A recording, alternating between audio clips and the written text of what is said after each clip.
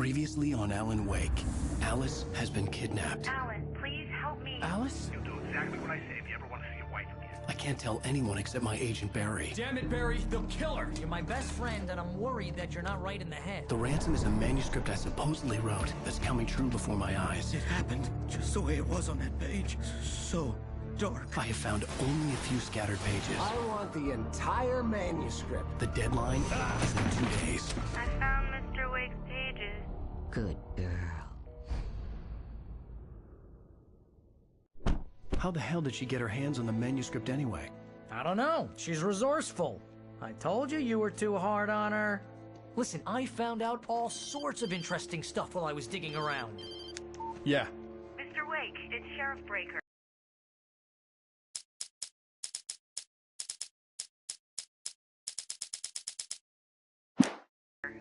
We have an FBI agent here, Agent Nightingale. FBI? He's anxious to see you. You'd better come to the station. Okay, I'll be right over, Sheriff. Let's make this quick, huh?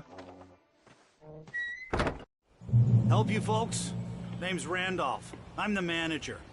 We're looking for Rose. Works as a waitress down at the diner. Rose, sure. Nice girl. Who wants to know? I'm Alan Wake. The writer, huh? I heard on the radio you were visiting. Well, I'll show you her trailer. That Rose, she's a nice girl. Always pays her rent on time. As I was saying, Al, I found all sorts of weird stuff from the local newspaper's archives. This place is crazy. Disappearances, mysterious deaths, urban legends come true, and get this, most of this stuff takes place around Cauldron Lake. Well, you ain't wrong, mister. The Indians thought the lake was a doorway to the underworld. I'm the God-fearing type myself. I don't hold with that sort of thing. Yeah, okay. Anyway, there was an island there owned by a guy called Thomas Zane. Now, some of the articles I found about him make him out to be a famous writer, but I ran a bunch of searches, couldn't find a single thing he wrote. Zane was heavily into diving, so much so that the place came to be called Diver's Isle. But the volcano under the lake erupted in 1970, and Zane went down with the island.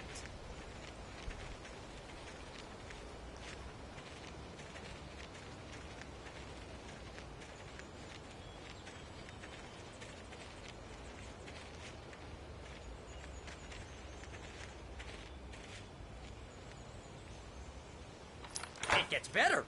A local girl, Barbara Jagger, drowned in Cauldron Lake just a week earlier. They were lovers. Sure, Jagger's a local spook story. The Scratching Hag. Comes for you in the dark. Childish stuff like that. Anyway, Al, I'm just getting to the best part.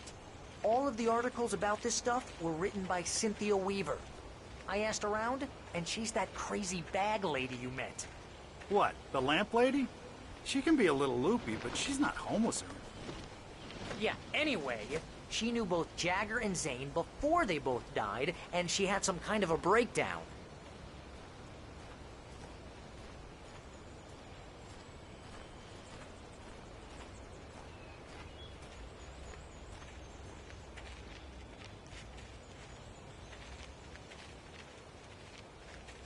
Well, mister, this here's Rose's trailer. You mind me asking what you want with her? We're just here to talk to her, pal.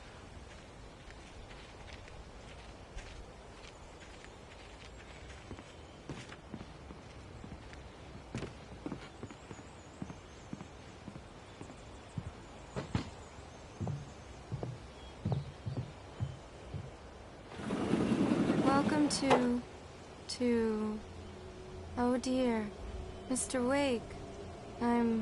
I'm so glad you're here. Rose, you have my manuscript? Oh. Oh, yes. Yes. Please, come in. Hey, this is really good. Rose, Yes, my manuscript. I really need it. I understand. I know what you need. A muse to inspire you. Oh, for Barry. She doesn't have anything. Yeah, hey, Al? Al, what's... Oh... Barry! What?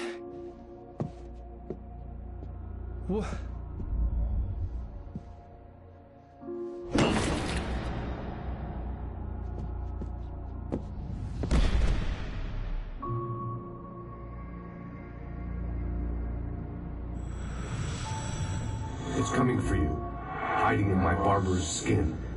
I'm too weak to stop it. You must turn the lights on. I promised I'd come visit you and your lovely wife. You must finish what you started.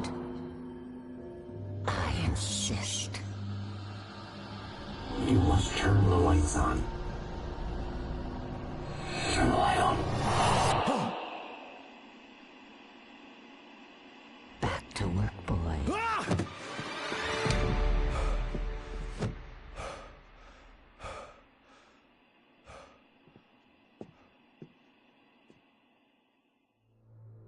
I felt nauseous, hungover. Only anger kept me going.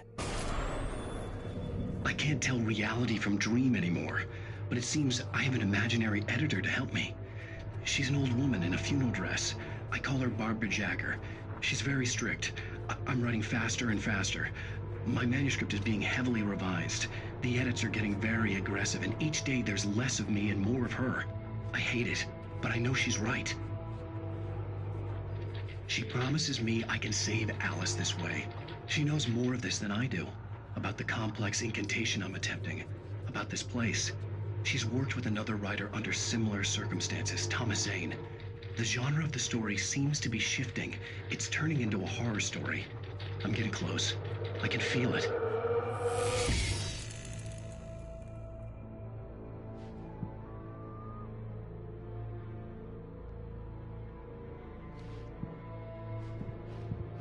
Rose took a day from me. I had less than 12 hours left to meet the kidnapper.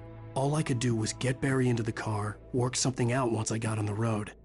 Welcome to the Oh Dear Diner. What can I get you today? Coffee? I couldn't work up much hate for Rose. Something had used her to get to me and left its mark. First refill is free.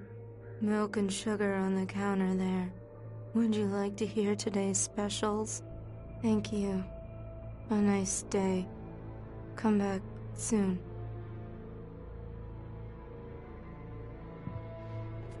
Barry was out of it. He was way too heavy to carry. You're right. I deserve more money. I'm so handsome.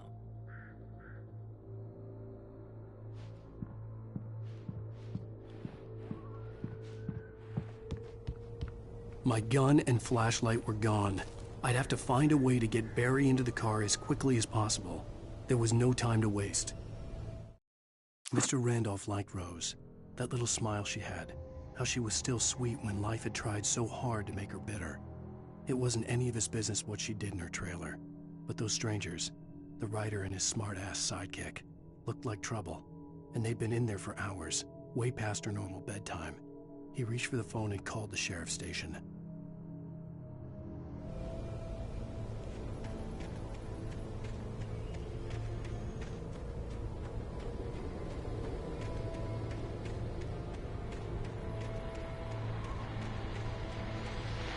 I just stepped outside to catch a breath of fresh air. Let me tell you, the weather's getting heavy. Nights like this make me especially glad I'm here talking to you and not home in bed. Once the weather takes a turn like this, I can't sleep at all. It's all tangled bed sheets and dark thoughts, punctuated by the occasional plunge into nightmare. Is it just me? Well, perhaps it is. But I hope I can make the night a little bit easier to get through. Caller, you're on KBF FM. Hey, hi, it's Walt Snyder. What's on your mind, Walt? Well, I ain't the way you are, but, well, I can't sleep either, you know? I just been staring out the window here, trying to make sense of it all, but, I ain't been drinking either, you know? I just... Well, you sound like a man with a problem, Walt. I had argument with Danny. You know Danny, and, then I got in trouble with the law, you know, and, I'm just, well... I heard something like that, Walt. Yeah, well, you know, Danny's my best friend, and, they let me out on bail today, and now I'm just alone here at the window, you know, waiting. Man, just outside looking up at the sky above our broadcast tower thinking the same thing. What are you waiting for, Walt? I don't know. You know, something's gonna happen. You know, I think I better go. Well, Walt, maybe... No, thanks, Pat. Well, good luck to you, Walt. Hang in there. Let's take a little break, folks. This weather's really something else, huh? How can I be sure?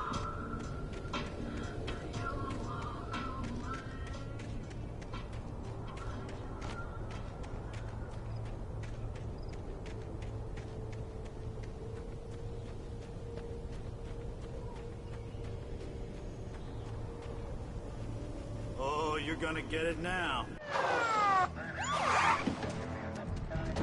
God knows what you've done to that poor girl. This is Agent Nightingale, FBI! Get him up, Hemingway! You're under arrest! You move a muscle, I'll unload right in your goddamn face! Stay right where you are, Spillane!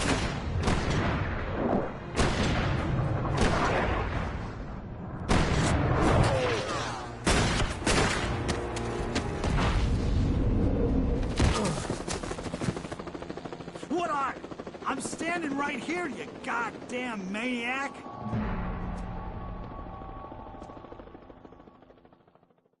I hated to leave Barry behind, but there was no way I'd miss my appointment with the kidnapper. Give it up, Mr. Wake! Come on! Take it easy! Move it! Move it! Move it!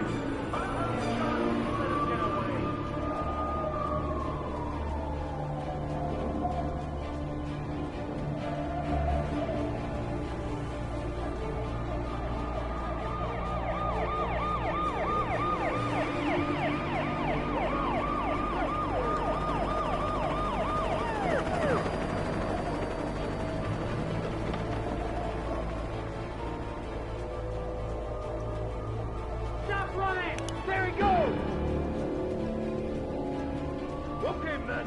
Keep your eyes peeled. He's gonna try to make it through here. Oh, damn. This way! Go! Man, out! Stop! What are you doing?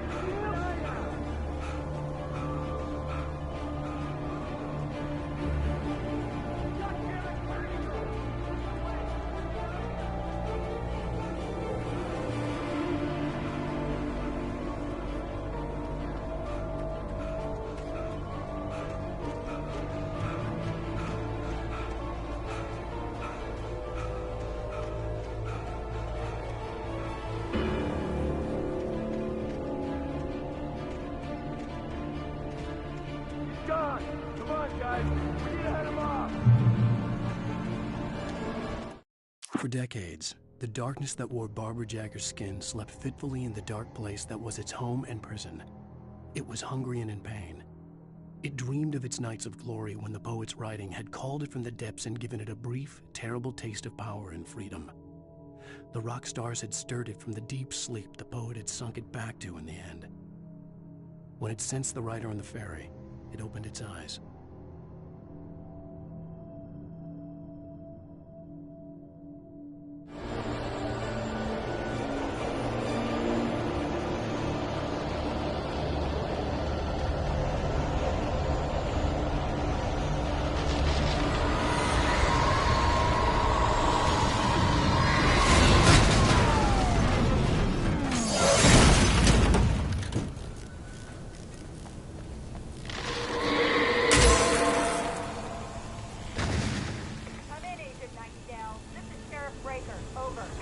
Nightingale, over. What on earth is going on? My deputy told me he fired at Wake, and he didn't have a gun. You almost hit a civilian instead. Over. Sheriff, Wake's running. I'm giving chase. I don't have time for this. Well, make the time. You can't just go shooting at people in my town. Over. I'm a federal agent pursuing a fugitive. You want to discuss my methods, Sheriff? Make an appointment. Over. You stay right where you are, Agent Nightingale. I'm on my way. Out. The suspect was last sighted running along the gorge that leads westward from the trailer park. All units are advised that the suspect may be armed. Approach with caution. James out.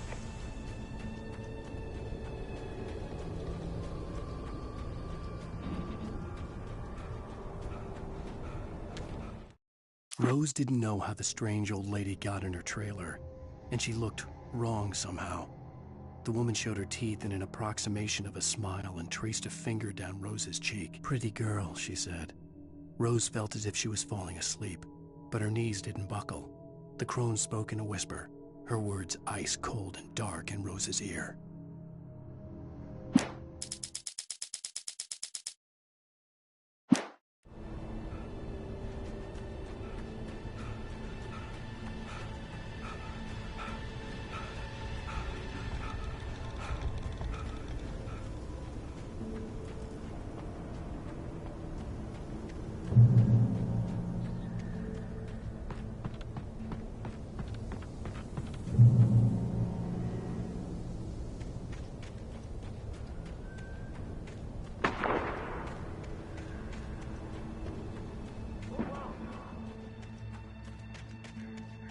Search the area.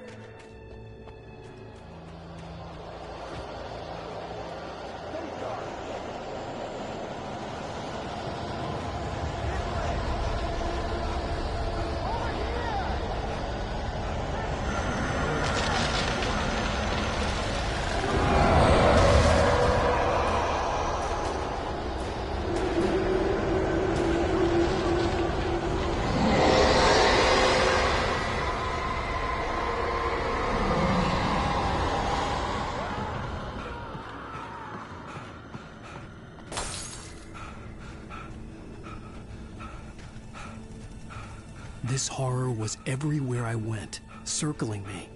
The cops didn't stand a chance. They were after a writer, not a monster.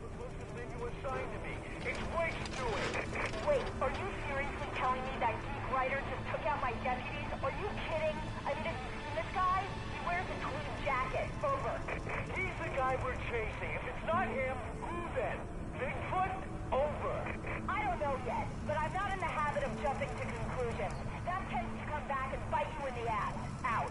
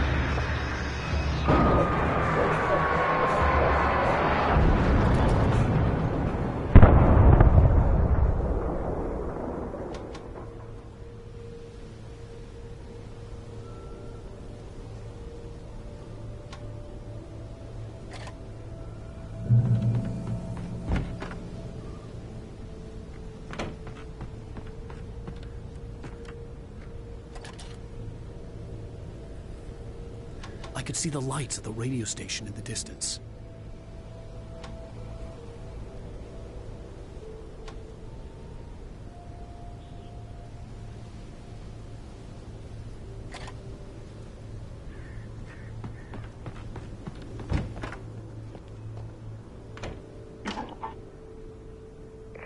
This is James. Mulligan, Thornton, come in. Over. Thornton here. James, we got both Wheeler and Rose in custody. They didn't put up a fight or anything. Why, they were... Hey, what you... Come on! Sit down and give me that. James, Mulligan here. Over. Go ahead, Mulligan. Over. We got Wheeler and Rose here. Wheeler's drunk or hopped up on something. Speaking of which, that Fed had a pretty distinctive whiff of Otis Scotch about him, you know what I mean? Over. I don't have anything on that, Deputy Mulligan. Over. Well, whatever. Anyway, Rose is just being plain weird here. You better get Doc in to take a look at both. Over. Gotcha. You better get them here quickly. The Fed's gonna want to interview Wheeler. Over. Oh, yeah, I'll bet he does. Looks like they have a lot in common. Mulligan out.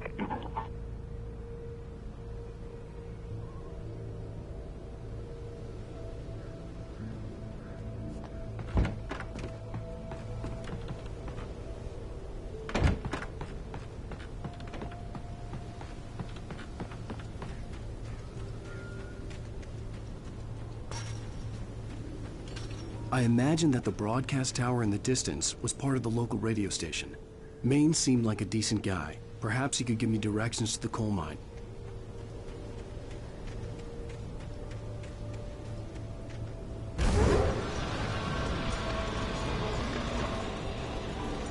Unnatural shadows clung to the gate. The darkness that was after me was trying to stop me. I wouldn't get through without a light. There was no power to the searchlight.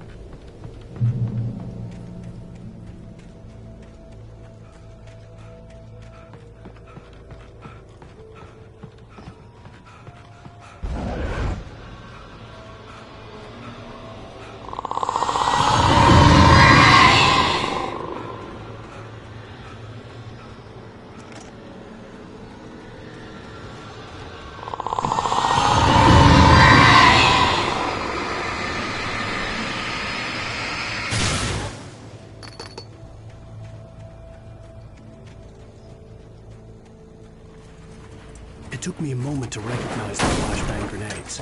They were an ideal weapon for my situation. Team 1, come in. Over.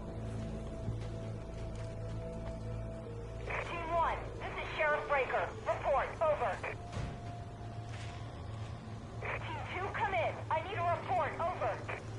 Come on, guys. Talk to me. Come in, please. Over.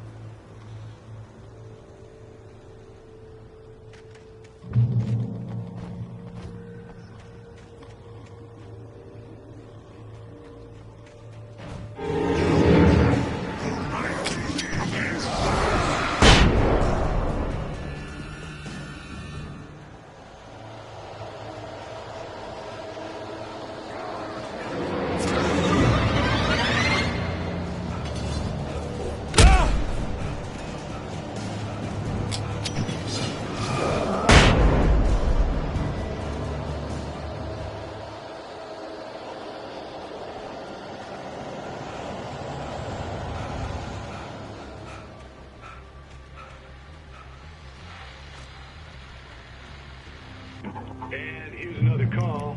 You're on KBFFM with Pat Maine. It's Milt Peabody, Pat. What's on your mind, Milt? Well, I live near the trailer park, Pat, and there's a big ruckus going on over there. Well, that's just up the road from me, too. What's going on, do you know?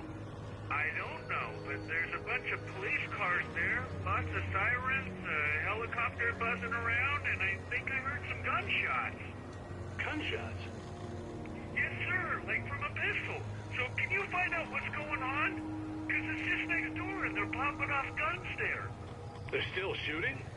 No, it was maybe 10, 15 minutes ago. It sounds serious, Pat. I'm telling you, it don't sound like no party. I'm certainly going to give the station a call, Milt. Okay. You'll hear it here as soon as I hear from them. Okay, thanks.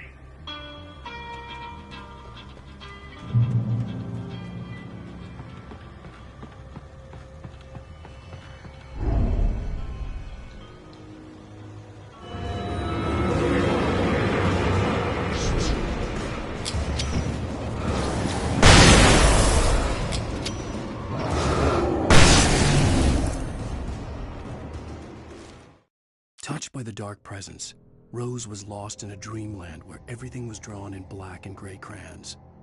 The old lady had promised her that all her wishes would come true. She would be Alan Wake's muse. She was smiling so hard it hurt her face. She crushed a bottle full of sleeping pills into the coffee.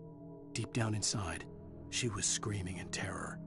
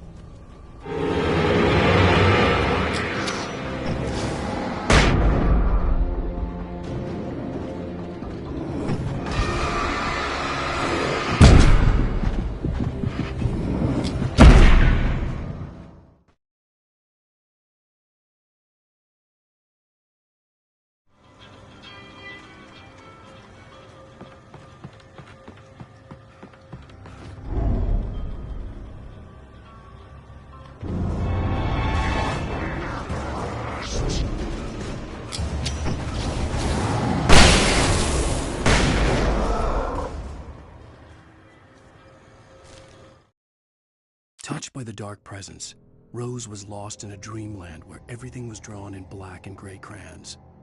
The old lady had promised her that all her wishes would come true. She would be Alan Wake's muse. She was smiling so hard it hurt her face. She crushed a bottle full of sleeping pills into the coffee. Deep down inside, she was screaming in terror.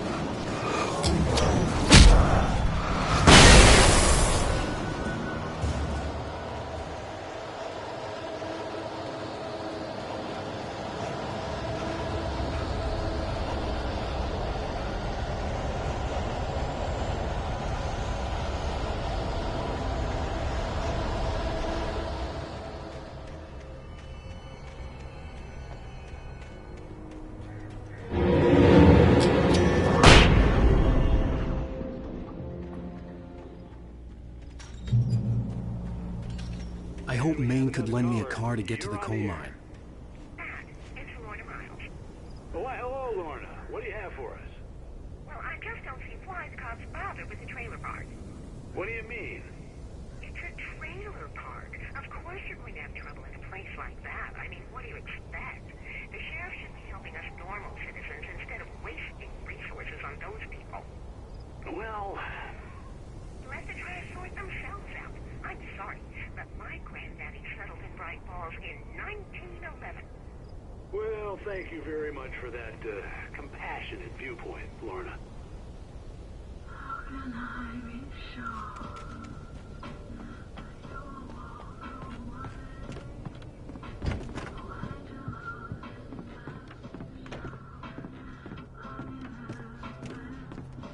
Oh, here's a little surprise. The famous writer Alan Wake just walked in. Folks, I'm going to see if I can talk him into an interview. Come on in, Mr. Wake. Oh, I'm so glad you could find the time to do this, Mr. Wake. Nowhere to run now, Dan Brown. You back away from me. Don't hurt it. Whoa. Everyone calm down. Put the gun down. We're all friends here, right? Cool your jets, Nightingale. We got him. Judas Priest! What the hell's the matter with you? There's a civilian in there.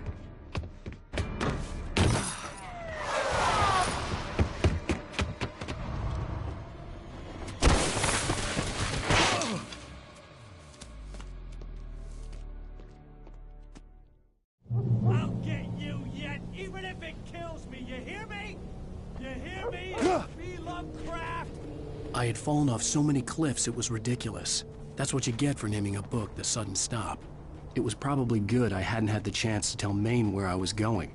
I'd have to lose the cops and find my own way to the mine.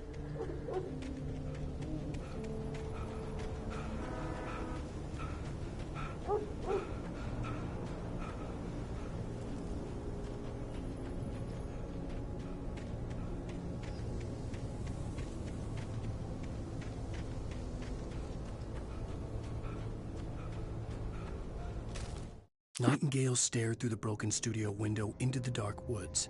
He turned around, started to walk out, but Maine grabbed his arm. "Young man, you almost shot me. You don't shoot off rounds at people like that. What's the matter with you?" Nightingale shook his arm free, marched out. His cheeks burned with rage and humiliation.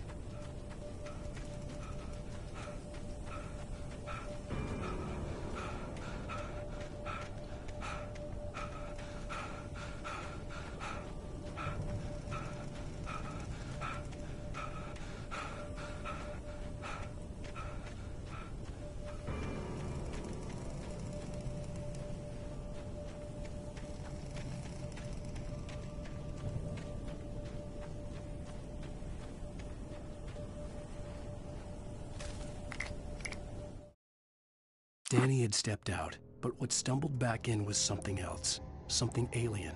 A monster. Walter tried to kill it, first with his fists, then a chair. It wouldn't die. Instead, it kept coming, unaffected by the beating it had taken. After Walter managed to kick it down the cellar stairs, fear took over. He ran, got behind the wheel, gunned the engine.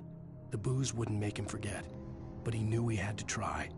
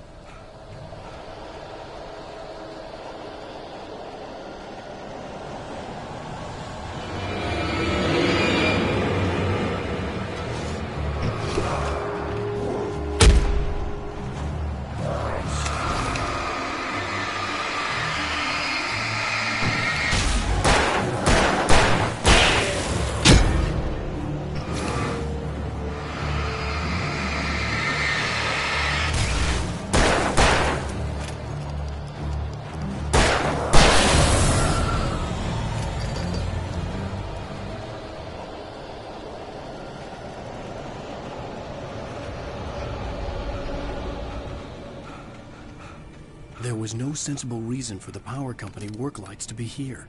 It was almost as if they'd been left for someone like me to use.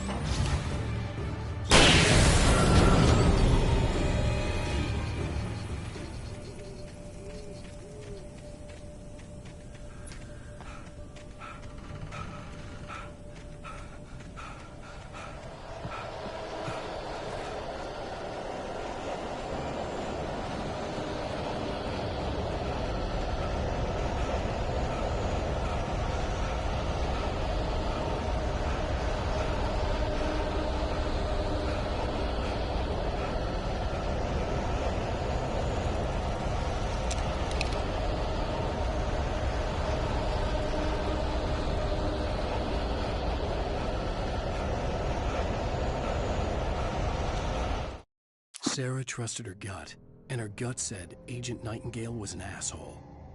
He felt wrong, and it wasn't just the smell of stale booze. It was in the way he flashed his badge, pulled rank, the look in his eyes when he wanted answers. Where was Alan Wake? What was this about an accident? Where was his wife? And most importantly, why did she let Wake go? He wouldn't answer her questions. Federal business was all he'd say.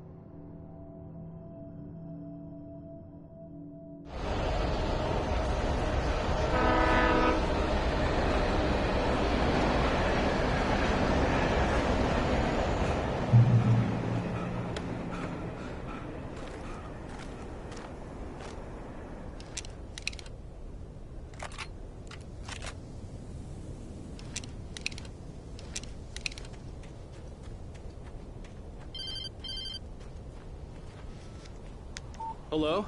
The most stubborn man I've ever met. Alice? Alice? Alan, I'm so afraid. It keeps me in the dark. Please help me. I look at you, Alan, and it's not you. Something else. Looking out from behind your eyes. Alice, I'm here.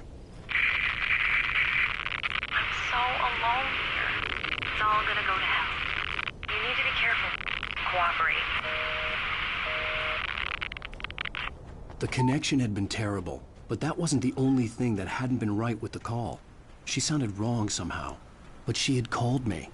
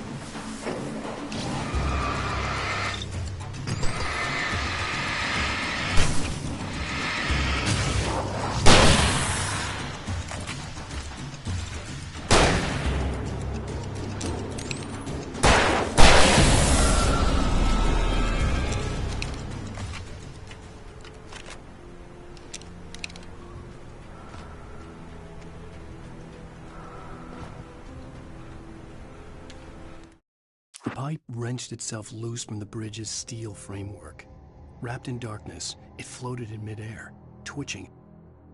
For a moment, I didn't understand what I was looking at. The heavy object lurched at me with impossible force.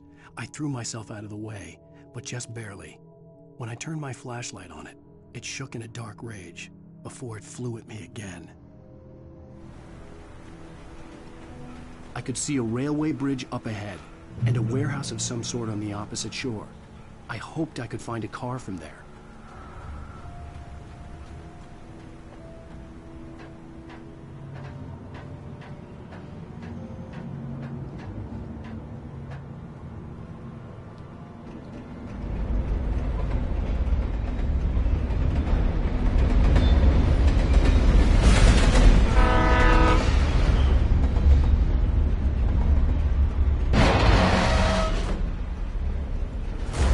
That was pursuing me was growing stronger, and it was taking over everything in its path.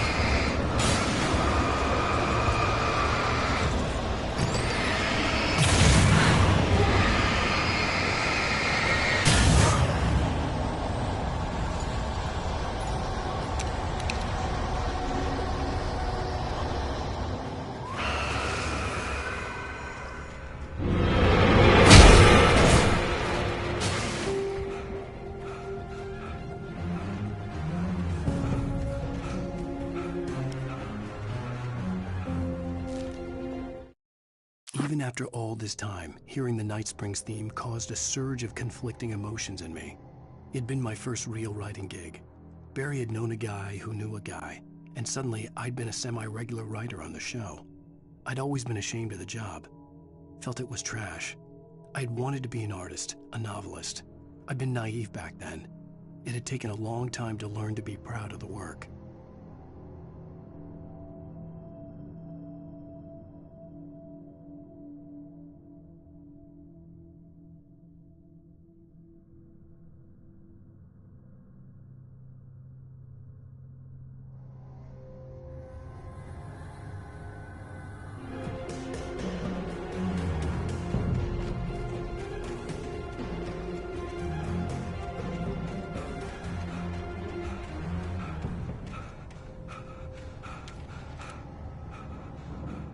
I slammed the door shut right in his smug face.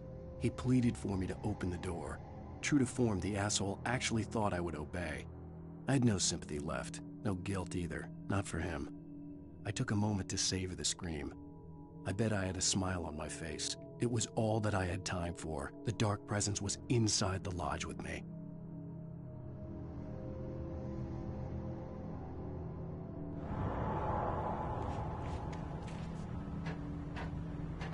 As a teenager, just starting to get interested in writing, Stephen King had been a source of inspiration to me. I thought about all the inanimate objects that had come to life in his books. No one is safe in a good horror story. Certainly not the protagonist. That's what makes them fun. This was anything but. The darkness could possess anything, and it was getting closer.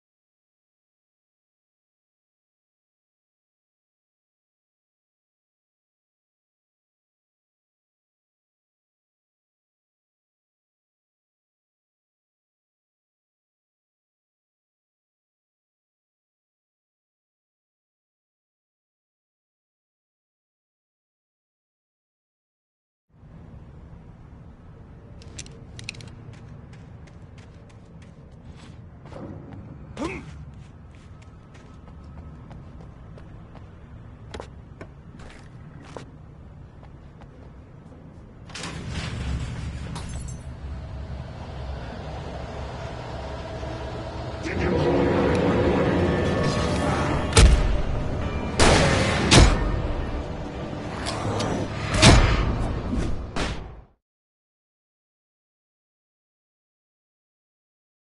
his books. No one is safe in a good horror story. Certainly not the protagonist. That's what makes them fun. This was anything but.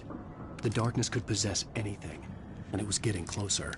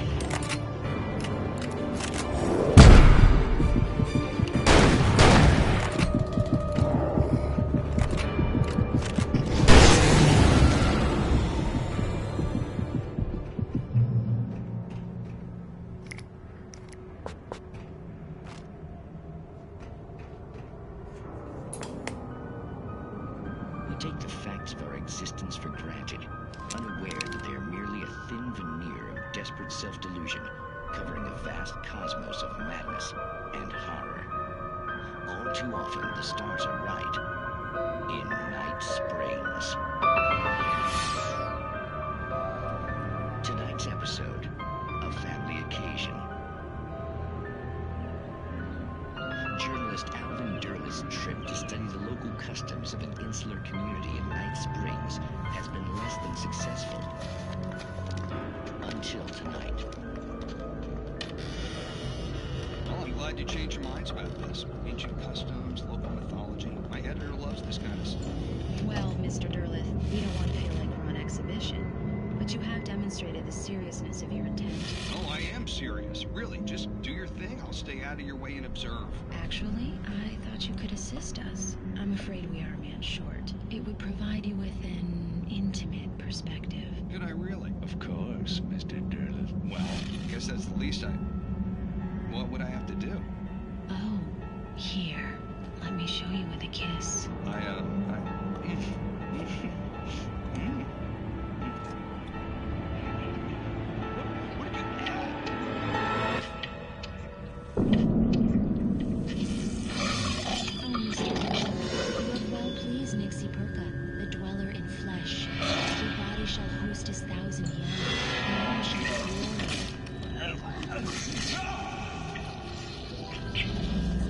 Shh, darling. Be calm. Shh. Alvin Derleth learned a harsh lesson. If you go looking for mythology, it may come looking for you.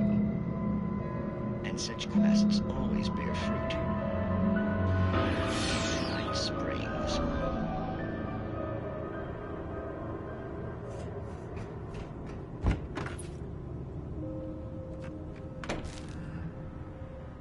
The darkness surged towards me, sucking everything loose from the ground into its depths, tugging at my clothes. I saw the flare the kidnapper had dropped and threw myself towards it just as I felt my feet leave the ground. The darkness embraced me with the force of a tornado. Somehow I managed to light the flare. The darkness roared and cast me away. I fell toward the dark waters of the lake far below.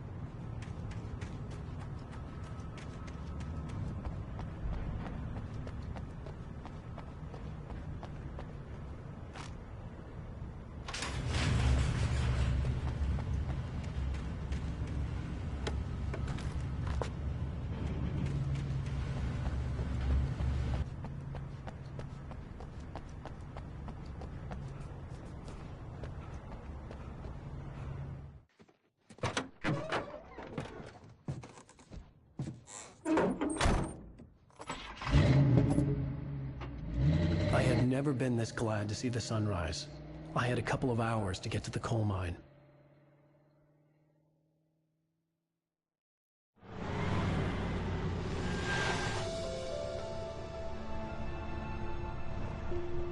The coal mine wasn't far now.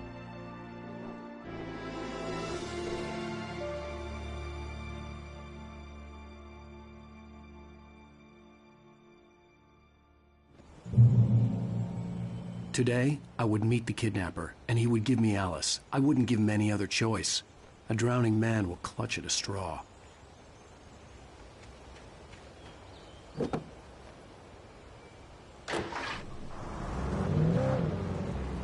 Little by little, without realizing it, I'd come to believe that the story in the manuscript was coming true. The current of its narrative had taken me deeper and deeper into dark waters. Alice had been taken from me. Barry was probably in jail. I was a fugitive from the FBI. The whole world taken over by the Dark Presence was trying to destroy me. It all felt real, but it matched a textbook case of insanity.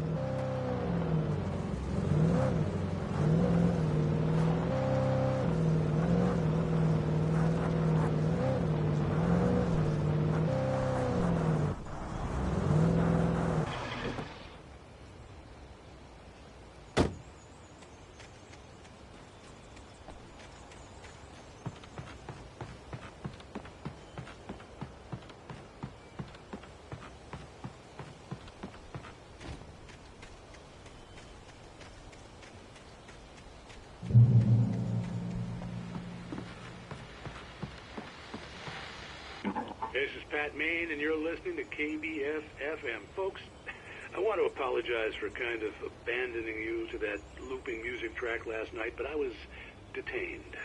You see, I encountered a big-shot G-man with an itchy trigger finger who could use a lesson in manners and a boot in the ass. Not necessarily in that order, either.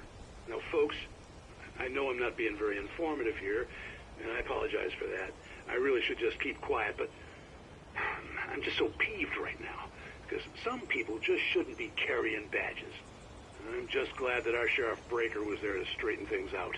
And if someone I met last night is listening, let me just say, I'm sorry if my mouth got you in trouble. I'm pretty sure you're not the bad guy here. Godspeed, son. I hope you know what you're doing. Now, on a lighter note, I'll be talking to Dr. Nelson all morning. But first, a little music.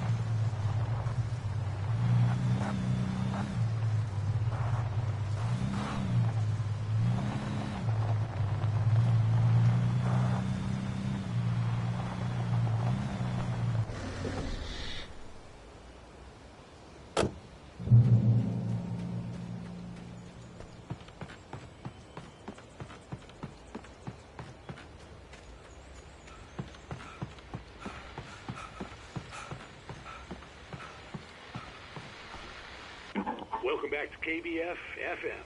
Hope you enjoyed that tune. Now, Doc, you were talking about life and finding that special someone, that soulmate. Well, you were talking about that. I was saying I don't buy it. Well, see, to me, that's strange, because I always pegged you as a hopeless romantic. You got me there, Pat. But I think love's where you look for it. And you need to do a lot of looking, sure. But the idea that there's that one special person out there for you, and if you miss that chance, it's gone forever, and you're forever incomplete. I mean, isn't that depressing? Or, heck, childish even? There's plenty of fish in the sea. And apparently a fisherman has a fishing analogy for everything, but what you're saying, isn't that a little harsh? Well, no. What I am saying is that your potential for finding that connection isn't limited to what's essentially a chance encounter. How is that harsh? Yeah, well, I guess that's a nice thought, but let me say something personal here. Okay. Now, well, I don't disagree with you exactly, but I can't really fit that together with what I feel, what I felt for someone, because she was the one. She was. And I let her drift away from me. Maybe I didn't put in the work, I don't know, but, well, since then, and it was a long time ago, but since then, there hasn't been anyone, not like her. And I'm not saying I dwell on her or haven't moved on. I like my life. I'm not living in the past, but I do miss the way she completed me. You can't argue with the heart, Pat. I'm sorry, folks. I had kind of a scary experience last night, and let's just say it's shaken a few things loose.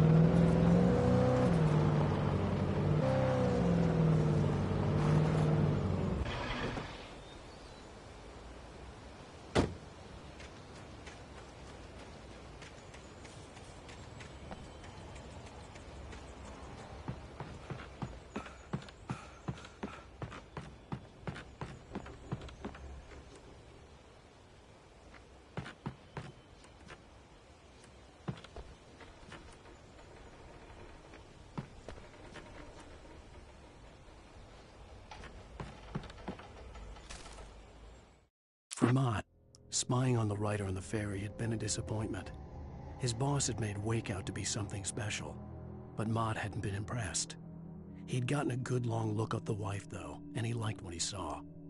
Mott had fantasized about goading Wake into a fight, but it hadn't happened. Still, he'd get his chance to see if the writer had anything in him. He'd been promised as much.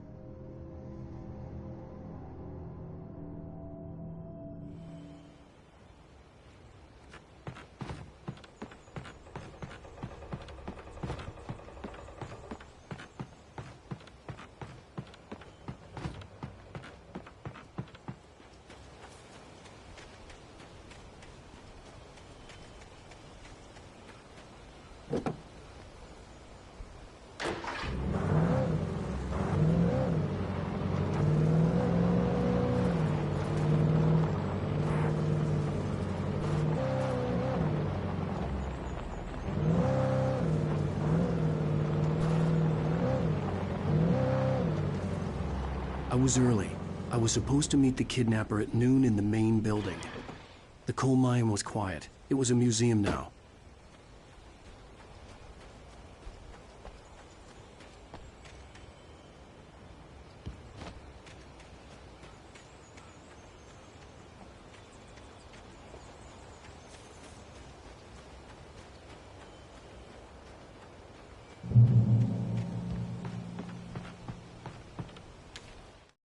With Nightingale gone and the night wind blowing in through the broken studio window, Maine stared at Sarah.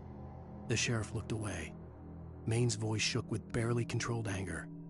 That boy's doing more drinking than thinking. I hope you know what you're doing, Sarah. He's got a sickness in his eyes. You take my word for it. He wants Wake for a reason, and it's not for anything good.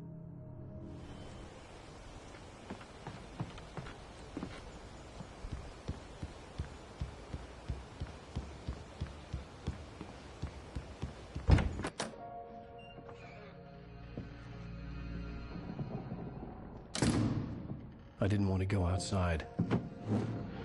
Cops had to be looking for me. The noon sun turned the place into a sauna. The day dragged on. Different scenarios ran through my mind. Ways of how I'd torture the kidnapper to get Alice back. Or the different horrible things he could have done to her. I imagined her dead. I had no way of knowing she was still alive. It was killing me. I was running on blind hope. It was all a waste of time. The bastard never showed up.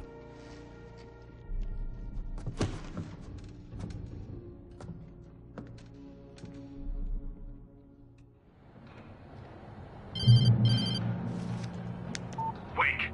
Where the hell are you? Change of plans. You know where Mirror Peak is? It's a big mountain north of where you are. You follow the path from the mine, you can't miss it. There's a lookout point there. I'll be waiting. I'm through being jerked around by You you. want to see your wife alive? Because if you do, you better watch what you say to me. Do we understand each other? I want to talk to Alice.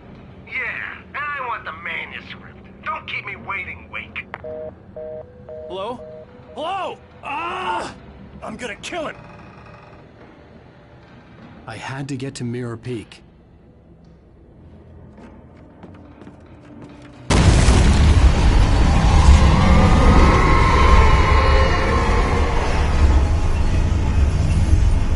It was close.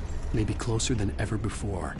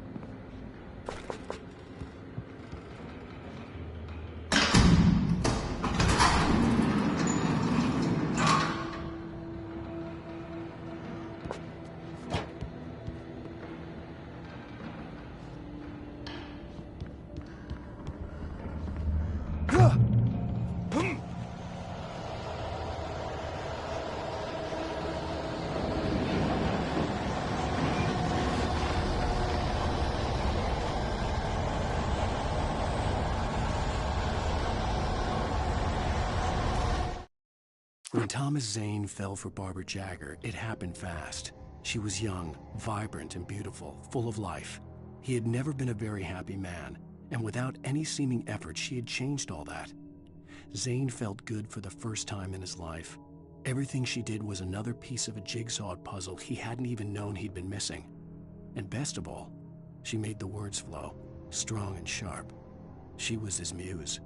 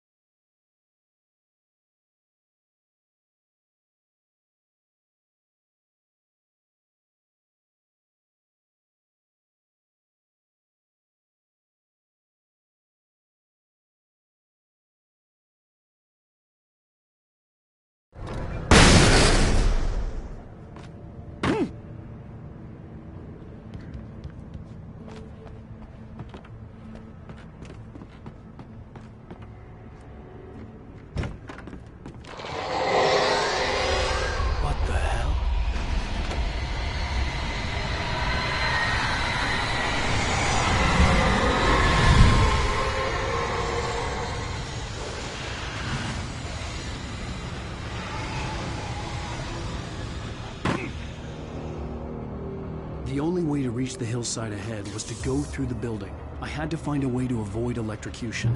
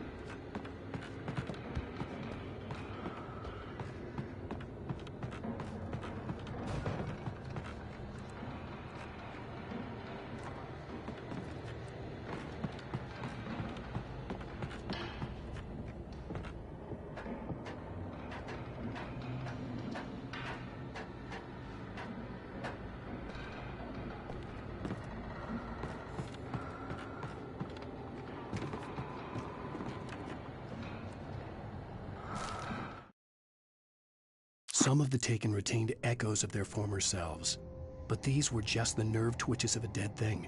Nothing remained but a shell covered and filled with darkness. In most cases, these puppets were enough for the purposes of the Dark Presence. But for anything more elaborate, as with the writer, it was different. It needed his mind. And so rather than taking him over completely, it merely touched him.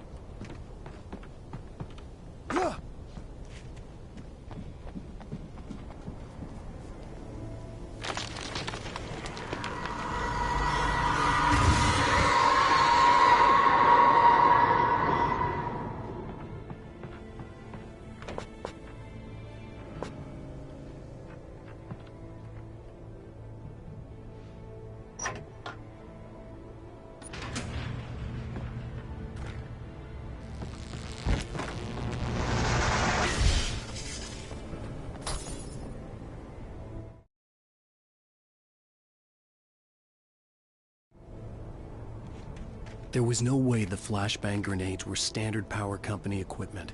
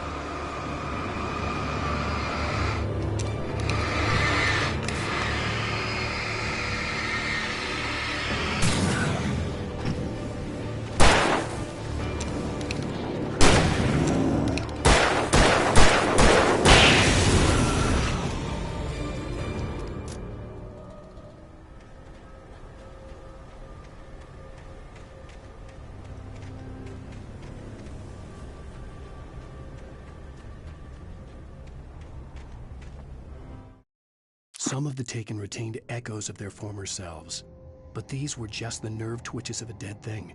Nothing remained but a shell covered and filled with darkness. In most cases, these puppets were enough for the purposes of the Dark Presence. But for anything more elaborate, as with the writer, it was different. It needed his mind.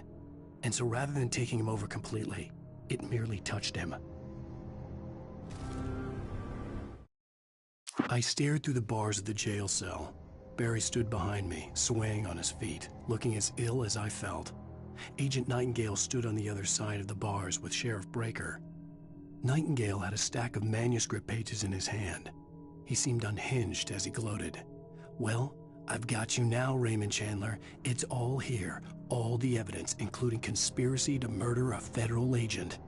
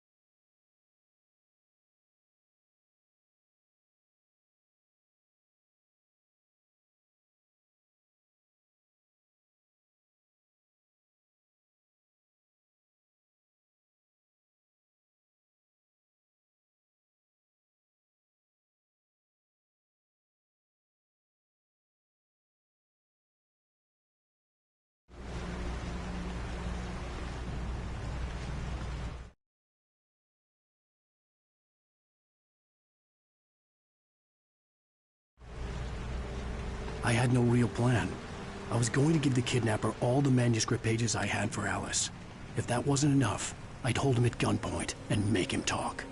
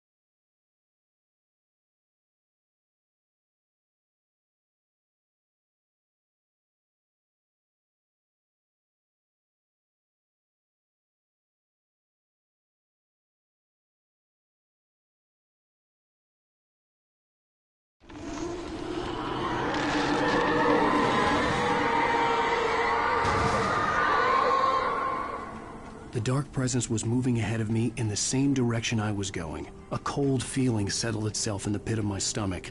Was it going for Alice?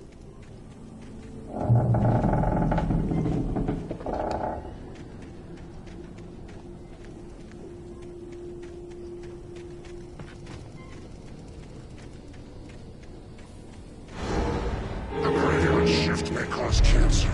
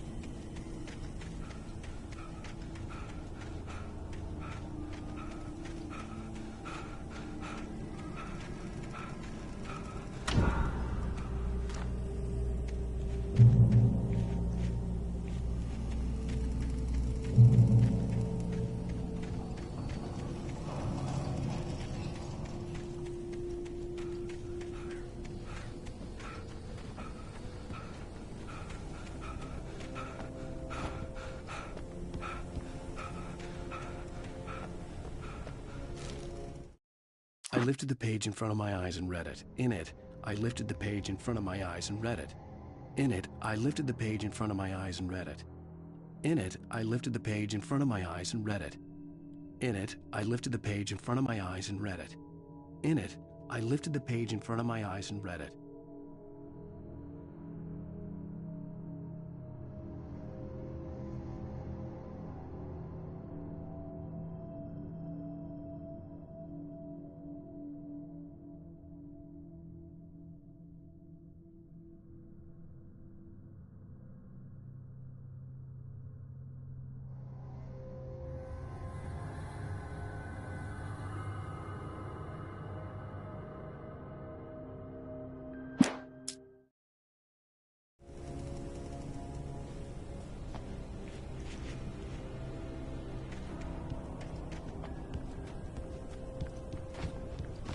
The place was dead, a ghost town.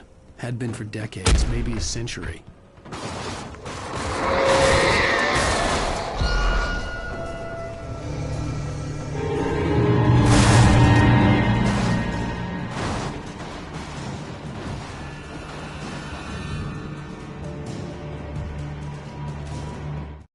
Things were never as simple in real life as in fiction. I had lost count of the times I had wished there'd be a clear reason for my writer's block. Something to fight, something to lash out on. There wasn't. I was filled with doubt. I was nothing like the hero in my books. Alex Casey had gone through his life with single-minded determination, never wavering from his goal. Even now, I was angry at myself, angry at Alice, angry at Barry. I was fumbling and I had no plan.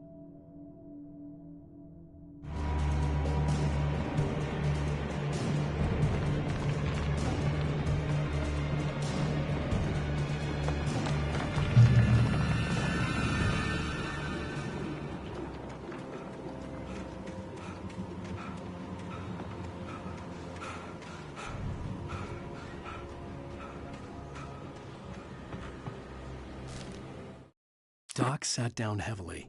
He examined Barry and Rose. Barry was already recovering. Rose was another story. She was conscious, but she was barely present, almost delirious, disturbed, touched in the head, they used to say. It wasn't the first time Doc had seen someone in such a state, but it had been over 30 years. Doc poured himself a stiff drink. He hadn't forgotten a thing.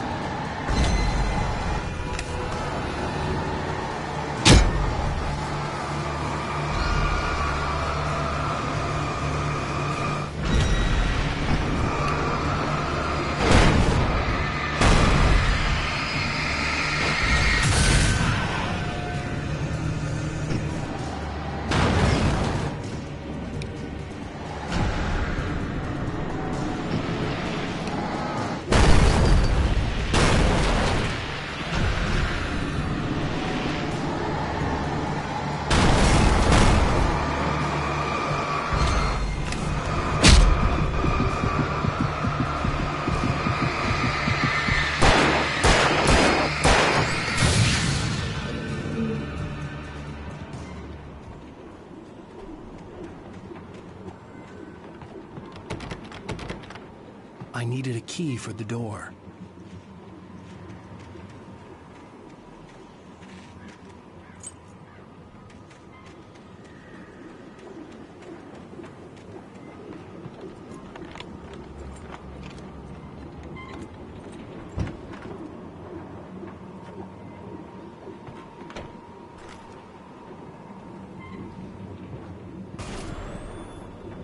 Anything outside of riding is a struggle. I feel ill. I managed to make my way downstairs.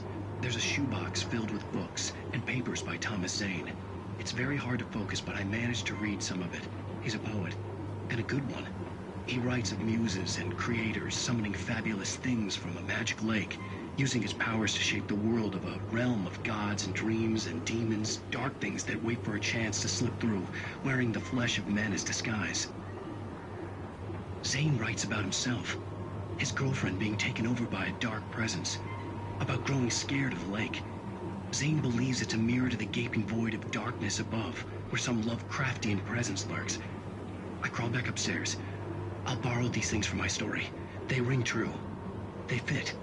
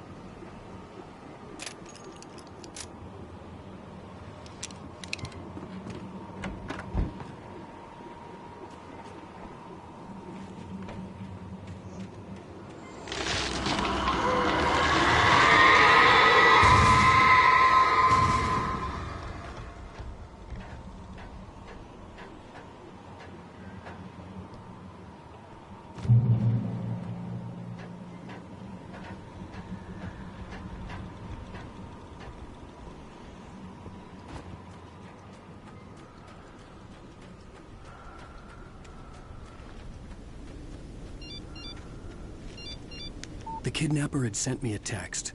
The message was full of spelling errors and insults. It was telling me to hurry up.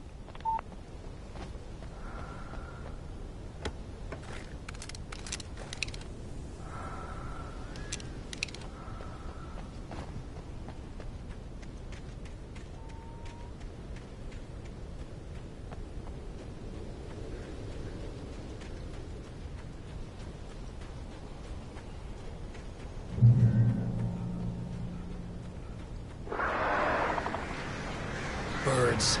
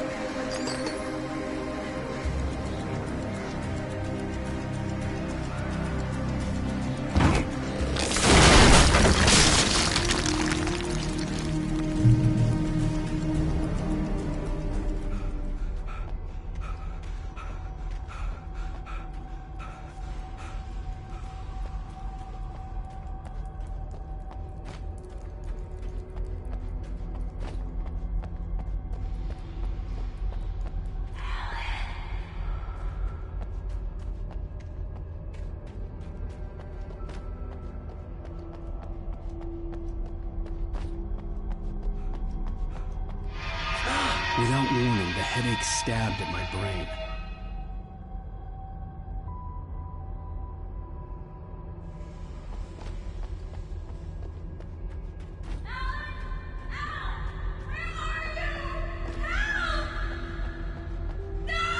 Alice?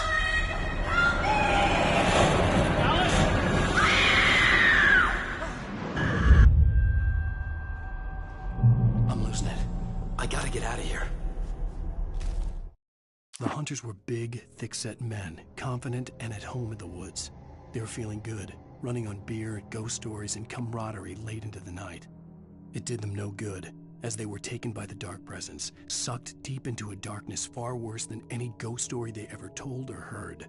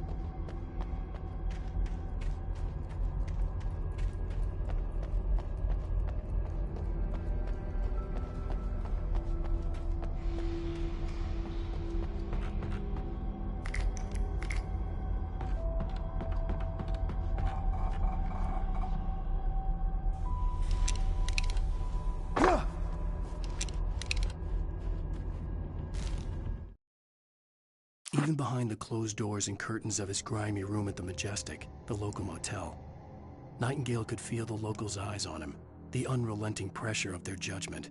He forced it out of his mind. For all he knew, they could all be under Wake's spell already. You do what you have to do to get the job done. He took comfort from the bottle in his hand. Please, he thought, just let me get through this.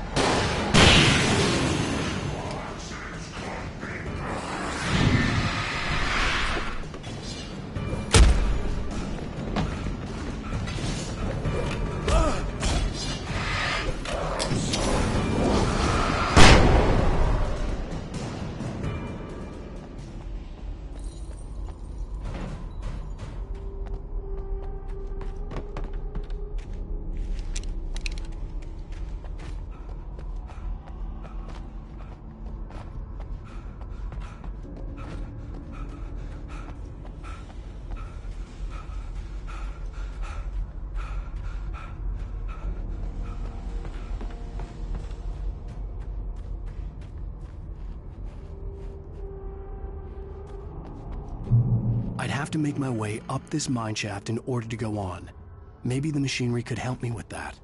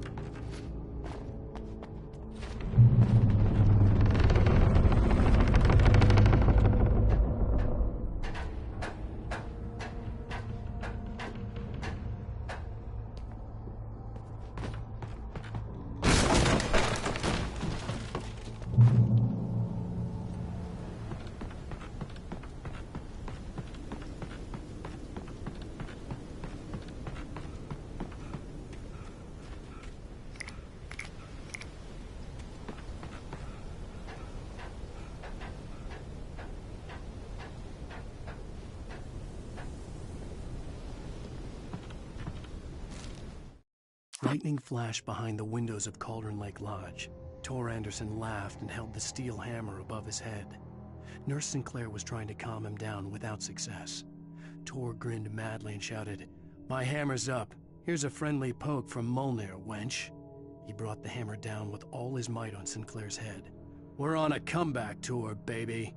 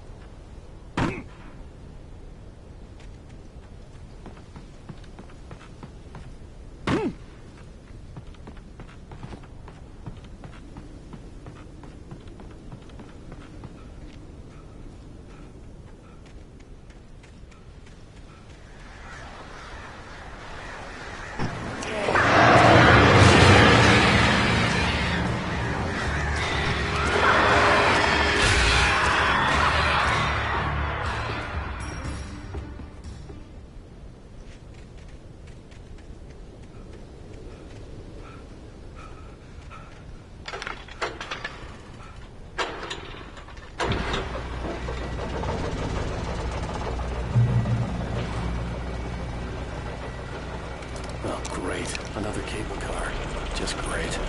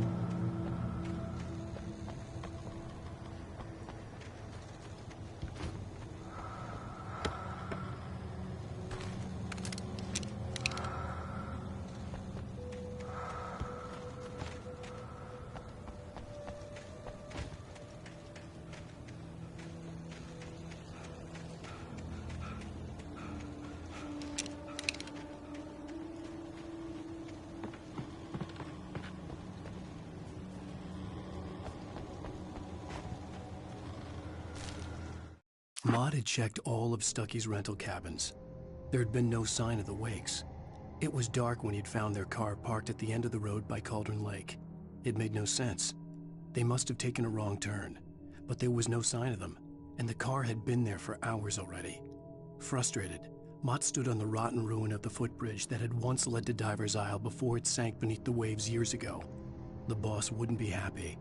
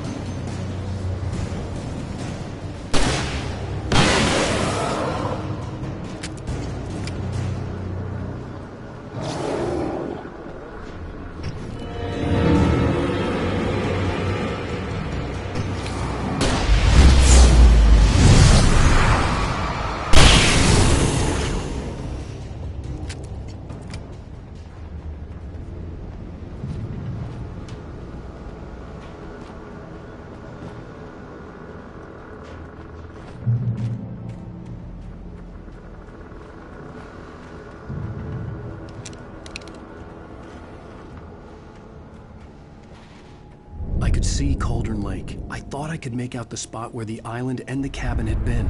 There was a light near it. It had to be a boat.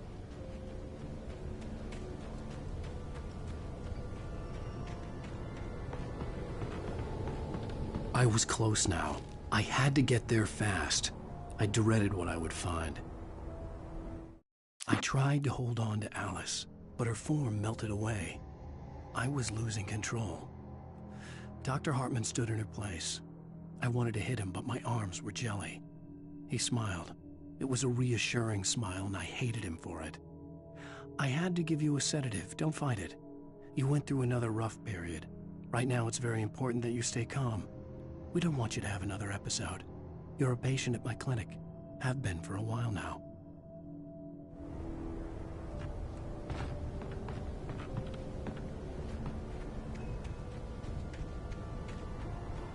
Wait! Are you? Wait! Hey, I'm here! I'm coming!